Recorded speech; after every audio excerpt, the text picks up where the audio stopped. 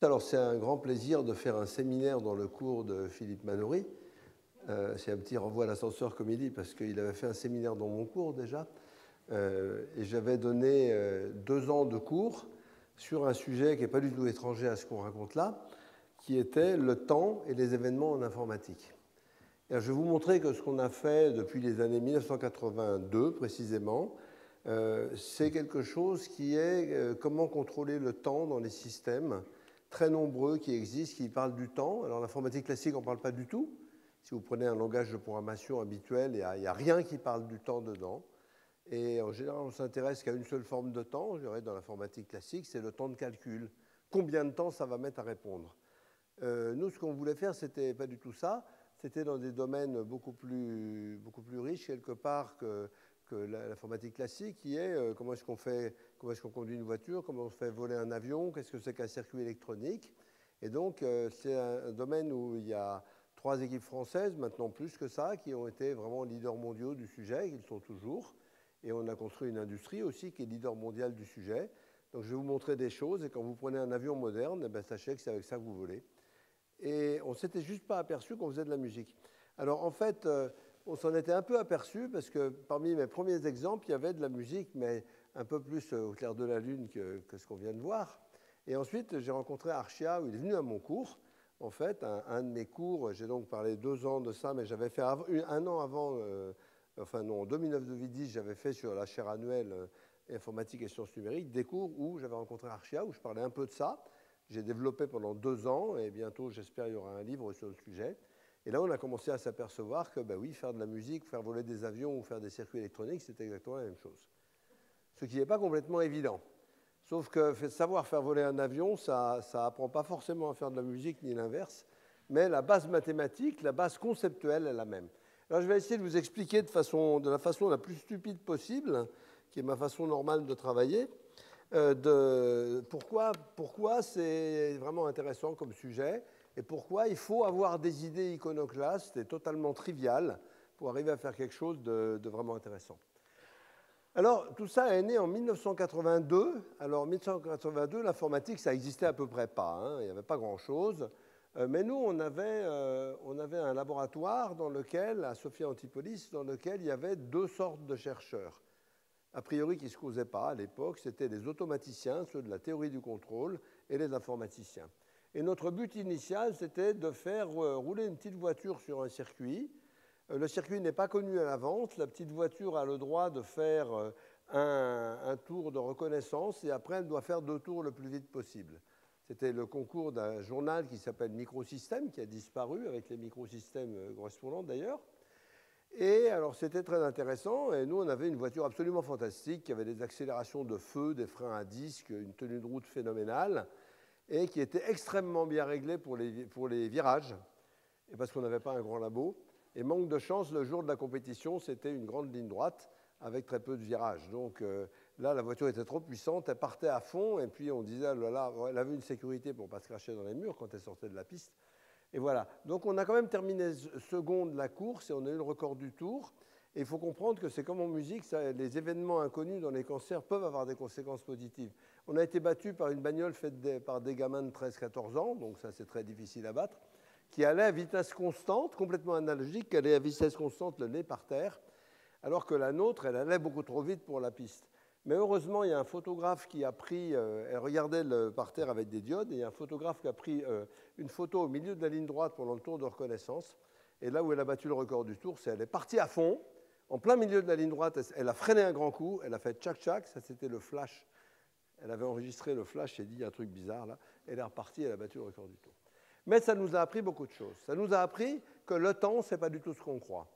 Et là, vous avez vu que Philippe parle du temps comme d'un objet éminemment mobile, qu'on peut prendre par plein de bouts différents à la fois. Le temps, la seule certitude qu'on a, c'est qu'il passe. Hein?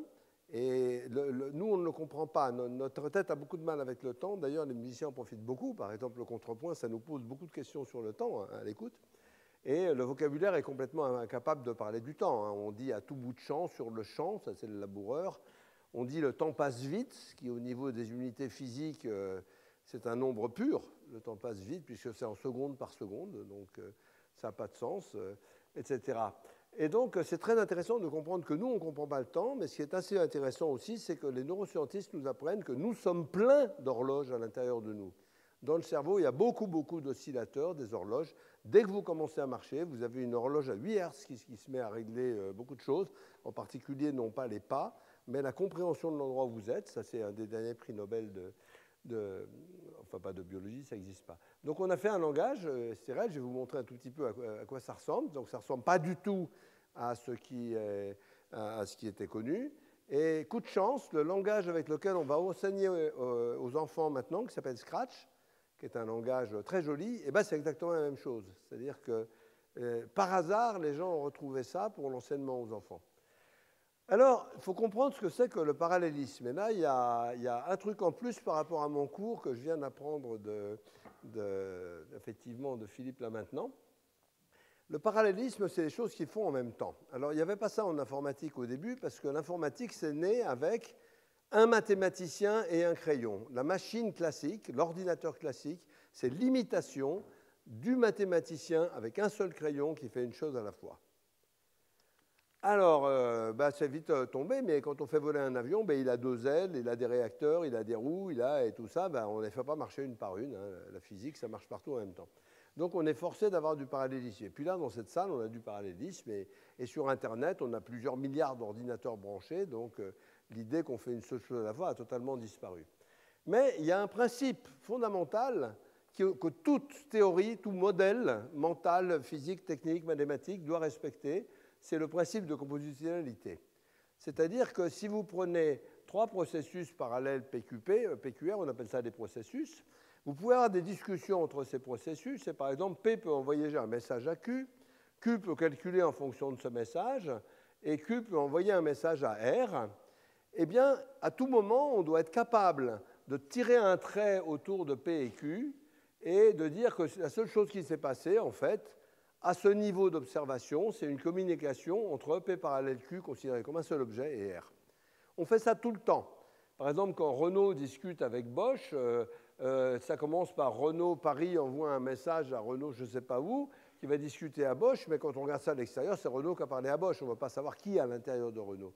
Donc on veut parler à n'importe quel niveau de hiérarchie. L'informatique, c'est entièrement fondé sur la hiérarchie de tout. C'est pour ça que c'est très différent de la biologie, par exemple, qui a plus de mal avec ça, pour des bonnes raisons. Si on regarde l'équation au temps réel, ça c'est de la physique de comptoir que je vous fais, hein, ce n'est pas très sérieux, mais c'est suffisant. Ça met un certain temps t, Q il calcule pendant un certain temps, là ça met un certain temps t', et le temps global que ça met, c'est t secondes. Et t secondes, c'est très facile à définir. T secondes égale t plus j plus t'. Mais ce qu'on veut pour que ce soit complètement hiérarchique, c'est qu'on ne change pas la nature du temps, la nature profonde de ce que c'est que le temps, qu'on compte les morceaux un par un ou à une plus grande échelle. La notion de temps ne doit pas changer. Sinon, on ne comprendra rien dès qu'on a des systèmes un peu compliqués. Donc ça veut dire que le temps doit être la même chose, comme tous ces temps doivent être à peu près du même style de temps. Vous allez voir qu'il y a plusieurs styles de temps.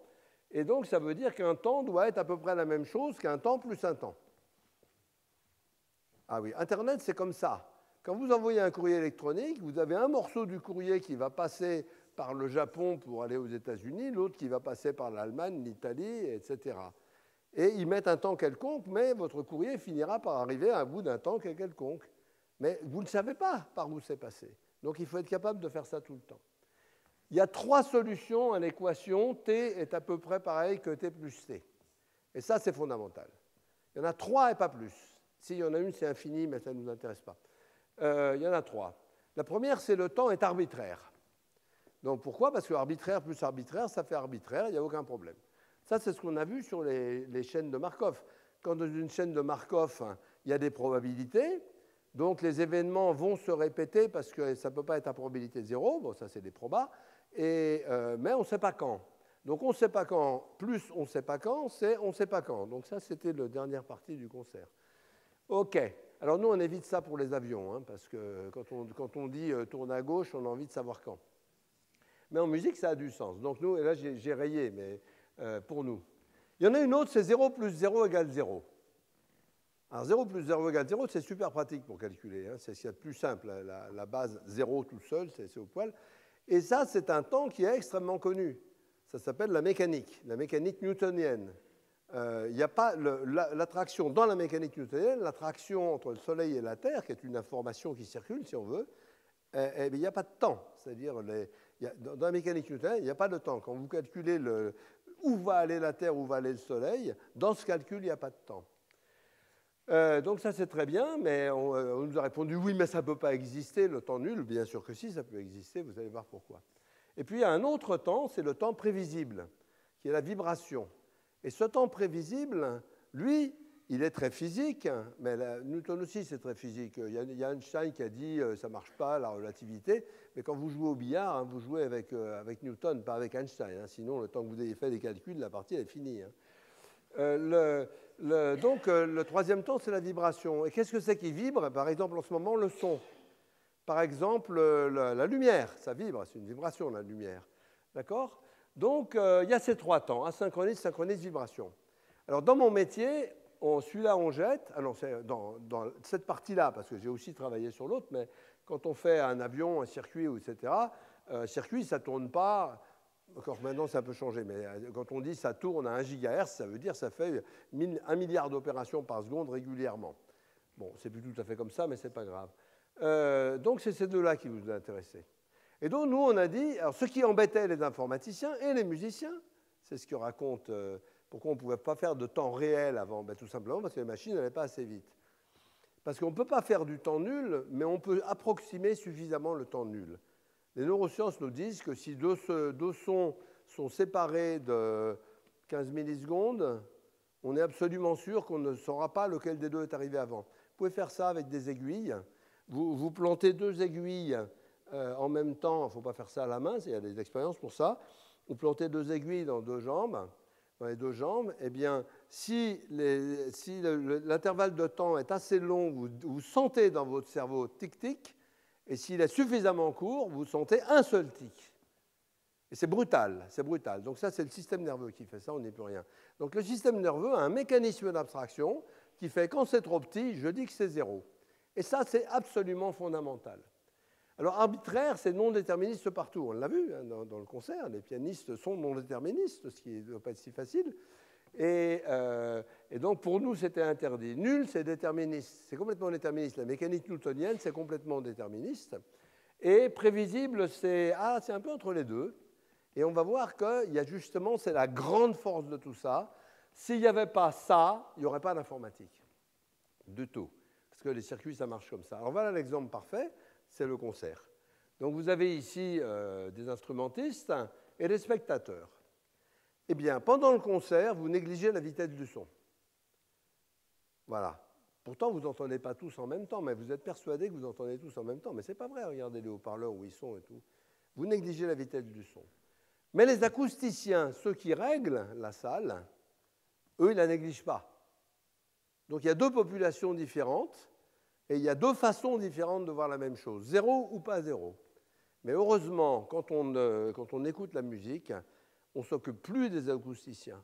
Ça, c'est la grande force. Et dans les circuits, par exemple, quand on vous dit votre circuit tourne à 1 GHz, les électroniciens ont dit, si tu le mets à 1 GHz ou plus lentement, c'est exactement comme si tu disais qu'il fait tout en temps zéro. C'est exactement la même chose. Donc, s'il n'y aurait pas d'informatique si on ne sait pas faire ça. Alors, nous, on dit, bon, ben, très bien, mais alors ça change la pensée. Alors, mais quand on change la pensée, il faut changer le langage. Alors, comment est-ce qu'on peut programmer avec le temps? Alors, il y a deux exemples intéressants. Avec les deux, vous comprenez tout. Alors, il y a ceux qui ont suivi mes cours, qui ne sont évidemment pas très nombreux ici, les ont déjà vus environ 12 fois. Le temps, d'abord, n'est pas... Les gens pensent que le temps, c'est la seconde. Non, c'est beaucoup plus riche que ça. Voilà un exemple. Vous allez courir sur un stade. Okay, vous faites ça tous les matins, c'est connu. Et puis, ben, là, vous allez regarder le nombre de temps que vous avez. C'est vraiment beaucoup. Vous avez la seconde, c'est un temps, bon, ok, c'est à peu près le seul qu'on connaît, le seul des physiciens. Après, vous avez l'heure, pas très compliqué, c'est 3600 secondes. Encore que pour définir la seconde, il y a des bouquins comme ça. Hein. Mais bon. Puis après, vous avez un truc un peu plus bizarre, c'est le matin. Alors le matin, c'est un temps, ça se répète. Ça se répète tous les matins, il y a un matin. Donc c'est du temps, mais ce n'est pas régulier en nombre de secondes. Hein, la définition de Potron Minet, on ne l'a pas au pavillon des poids et mesures. Puis vous avez le mètre. Quand vous avancez, vous parcourez des secondes dans le temps, mais vous parcourez des mètres. Et il n'y a pas de différence entre les mètres et le temps. Par exemple, vous pouvez dire courir 10 mètres ou courir 10 secondes, c'est la même phrase. C'est juste la notion de temps qui change. Alors Philippe, il profite de ça honteusement. Hein. Dans tout ce qu'il explique depuis le début, il vous explique qu'il y a le temps de la partition, le temps de l'interprète. C'est exactement ça. Il y a les mètres. L'interprète joue sur des mètres et dans la partition, il y a marqué des secondes. Mais l'interprète, il se fout des secondes, il joue sur des mètres en essayant que les mètres ne soient pas déconnants par rapport aux secondes. Alors après, vous en avez d'autres. Vous avez le tour de piste, mais ça, c'est un multiple des mètres. Puis vous avez le pas. Ben oui, courir 10 pas, courir 10 mètres, courir 10 secondes, c'est la même phrase. Donc les pas aussi. Donc tout ce qui se répète dans le temps est un temps en soi. Et puis vous avez les battements de cœur. Et les battements de cœur, c'est le temps primordial pour nous. Ce n'est pas étonnant que la musique soit aux alentours de 60. Quand on ouvre un truc de musique, il y a d'abord 60 qui s'allument. Hein. Pourquoi? Parce que c'est notre cœur, ça. Donc très bien. Puis vous avez des temps beaucoup plus bizarres comme les infarctus. Les infarctus, c'est des temps qui sont des absences de battements de cœur. Donc, ce sont les événements qu'on a. Des battements de cœur, on a envie d'en avoir beaucoup, et les infarctus, d'en avoir pas beaucoup. Alors, voilà, par exemple, comment on programme dans SRL. Il y a d'autres langages d'un autre style, mais je vais vous montrer celui-là, parce que c'est un peu celui-là qui est utilisé dans ce que va vous montrer Archia, hein, ce type. Donc, courir de run, c'est un mot-clé du langage qui dit exécuter ce comportement-là, slowly, que je ne détaille pas, ça peut être un truc très compliqué. C'est hiérarchique, tout ça. Hein. Donc, vous courez doucement, mais ça, c'est infini. Vous courez doucement jusqu'à quand? Ah, ça c'est extrêmement important, c'est la grande force de ce langage, et ceux qui ne l'ont pas sont embêtés. Donc vous courez doucement, vous dites arrêtez de courir doucement au bout de 100 mètres. Donc 100 mètres, courez doucement 100 mètres c'est un temps. D'ailleurs, à la campagne, on dit à quelle distance est le village, et la réponse est à une demi-heure. Hein? C'est une distance ou un temps, c'est pareil. Donc vous arrêtez, alors ça c'est vraiment très important, on ne dit pas courir pendant 100 mètres, on dit arrêtez de faire quelque chose au bout d'un certain temps. Bon, très bien, ça dure combien de temps? Ça dure 100 mètres. Et puis, ça s'appelle une préemption. Et puis, après ça, qu'est-ce que vous allez faire? Vous allez dire pendant 15 secondes, à chaque pas, sauter et souffler en parallèle, qui sont des choses compliquées qui peuvent se synchroniser sur les battements de cœur. Donc on va jouer avec les temps. Hein, si vous pensez que le temps c'est secondes, vous n'arriverez jamais à rien. Bon, très bien, ça c'est la séquence, et ça c'est le parallélisme. Bien, alors au bout de tout ça, donc ça, quelle est la durée de ce fragment? La durée de ce fragment, c'est 100 mètres plus 15 secondes, ce qui est un temps. Ensuite, on va courir à fond la caisse. Bon, ça c'est fatigant, donc on va s'arrêter. On va s'arrêter quand? Eh bien, à la fin du tour. On va dire, vous refaites ça à chaque tour. Loop each lap, lap c'est le tour, hein, loop each lap. Puis ça, comme vous faites un entraînement de durée finie, vous dites, vous arrêtez tout ça au bout de 4 tours. Donc c'est comme ça qu'on va programmer avec le temps, en considérant que n'importe quelle répétition d'événements constitue un temps. C'est exactement ce que nous a expliqué Philippe depuis le début. Alors tout ça, c'est très bien, mais vous faites ça tous les matins, bien sûr. Donc vous voyez, jongler avec le temps, c'est vraiment drôle. Alors si vous savez programmer et que vous essayez de programmer ça dans votre langage favori, vous revenez me voir dans 2 semaines, qu'on discute du résultat. Il y a aussi un truc dangereux, c'est qu'il y a des moments où il faut faire attention, et dans Tescofo, ça va se trouver, c'est le traitement d'erreur. Et il y a un moment dangereux là-dedans, c'est ça, parce que c'est très fatigant, et il faut absolument surveiller le cœur, parce que si vous avez un arrêt cardiaque, il faut tout arrêter pour foncer à l'hôpital. Okay, c'est ça que ça dit. Exit, ça veut dire vous tuez tout ce comportement pour éviter de tuer le coureur. Et bien, voilà. Donc ça, c'est un programme, et donc c'est avec ce genre de truc qu'on a fait voler des avions, on a fait énormément de choses différentes avec ça, et c'est industriel maintenant, et SRL Technologies est le leader du domaine des programmes de haute sécurité, et bien sûr devenue américaine, pour cause de succès. Ça, c'est une exception. Alors, mathématiquement, comment on dit que ça marche? Alors là, tous nos papiers ont été refusés. Au début, ça a été très simple. Parce qu'on a dit, c'est très simple, il suffit que l'ordinateur soit infiniment rapide. Si l'ordinateur n'a pas de temps de calcul, il n'a aucun problème à faire ça. Une autre façon de dire, c'est l'administration, tout ce qui est de l'administration, point virgule, parallèle, etc., Ça prend aucun temps. Donc c'est l'administration infiniment rapide. Le rêve, c'est pas comme ça dans la réalité, on le sait bien. Mais si on prend ce rêve, alors les mathématiques deviennent somptueuses. Et alors, on va pouvoir réaliser ce rêve, ce qu'on ne pourrait pas faire si on ne le prenait pas. Donc de temps en temps, faire des abstractions impossibles, c'est la bonne méthode d'arriver à faire des trucs qui marchent. Ça, c'est connu en physique. Hein. D'ailleurs, heureusement qu'on n'a pas eu Einstein avant Newton, parce que sinon, on n'aurait pas lancé des fusées. Hein. Alors, il y a aussi quelque chose de très important, c'est la factorisation, c'est-à-dire le fait que le langage est extrêmement compact. Regardez un truc très simple, un comportement très simple. Vous attendez deux signaux A et B, et dès que les deux sont arrivés, vous émettez un nouveau signal O pour l'extérieur, et vous recommencez à zéro à chaque fois que vous avez un signal reset, un bouton reset. Imaginez que c'est des boutons, il faut faire AB pour avoir à manger, et puis il faut faire reset si vous voulez annuler tout. Alors d'habitude, on fait ça avec une structure qui est un automate. Alors les chaînes de Markov sont des automates avec des probabilités. Là, il n'y a pas de probabilité. Vous voyez, si vous avez A, vous avez là. Si vous avez B, c'est bon, vous émettez O. Si vous aviez les deux en même temps, vous avez A. Là, OK. Donc ça, les gens comprennent ça très bien. Nous, on l'écrit plus simplement. Pourquoi plus simplement? Parce qu'on dit attendre A et attendre B en parallèle. Quand tout ça, c'est fini, émettre O, puis plus rien faire jusqu'à ce qu'il y ait R, et puis boucler là-dedans. Donc c'est tout bête. Et alors là, il y a une différence absolument fondamentale entre ça et ça. Regardez bien. Là, il y a marqué dans la doc, attendre A et B, puis émettre O à chaque fois qu'on a R. Vous prononcez les lettres A, B, R, O une fois. Là, elles sont marquées une fois. Là, elles sont marquées plein de fois. Donc ça, c'est la méthode classique qu'on apprend à l'école. C'est la méthode qui ne marche pas. Alors vous avez qu'à voir, vous mettez 3 boutons ABC au lieu de 2. Et là, watcha, un cube, vous en mettez 4, c'est exponentiel. Si vous mettez n boutons, vous avez 2 puissance n états. En SRL, vous avez juste à rajouter ça, await c. Bon, ça c'est exponentiel, ok. Tout le monde reconnaîtra cette image s'il a du Tintin sérieusement. Et ici, la seule chose que j'ai à faire, c'est ça. Donc, cette abstraction, le fait de pouvoir la rendre concrète, le fait d'avoir le langage qu'il faut permet de transformer des programmes gigantesques exponentiels en des programmes très simples linéaires. Passer de l'exponentiel au linéaire, c'est très rare qu'on puisse faire ça. Alors, une autre façon de l'écrire, c'est ce qu'on appelle les automates hiérarchiques. Et là, je pense que on devrait faire absolument des vraies chaînes de Markov hiérarchiques, ce qu'on sait faire aussi, où vous avez, en fait, vous pouvez englober. Vous prenez d'abord attendre A, attendre B et mettre O, vous mettez ça dans un petit automate, et autour, vous mettez, à chaque aire, on recommence tout ça.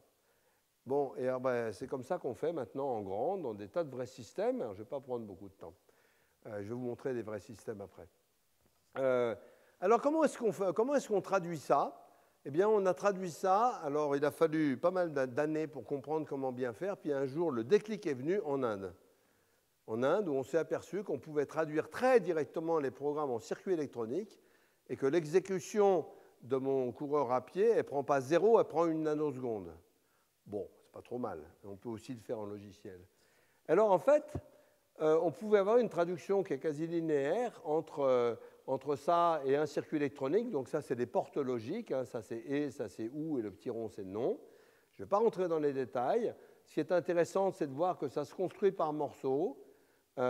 C'est vraiment des maths dures. On a fait maintenant la preuve en machine du fait que cette traduction va marcher. C'est 2 ans de boulot et j'enseignerai ça l'année prochaine. Bon, très bien. Est-ce qu'on a compris pourquoi en Inde? Parce qu'on a compris quelque chose qui est très important pour la musique.